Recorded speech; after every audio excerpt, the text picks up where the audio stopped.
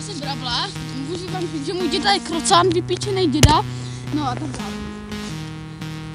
Rap, Barbie, píča rap a prostě a tak dále. Jo? Prostě. A můžu mi holí kokotát a seru na tebe z vysoka. Můj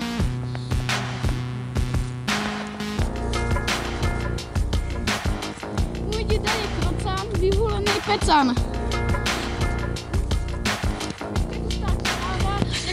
Sádla. Neznamená toho kluka, který šikanuje kluka. A přitom si honí opera a říká mňam.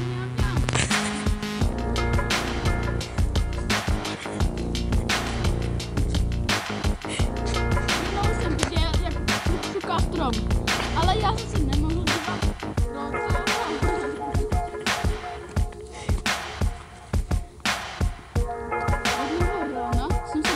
Nahatej. Mama s tatou mi říkali, jsem dělal večer a já jsem řekl, pičo, honil jsem si ptáka.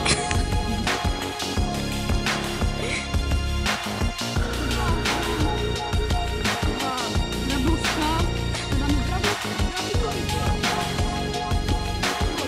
Bravlíkovič.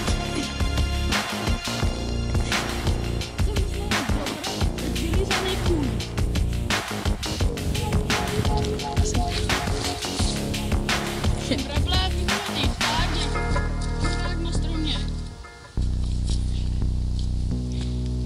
Ráno jsem viděl mamu nahatou.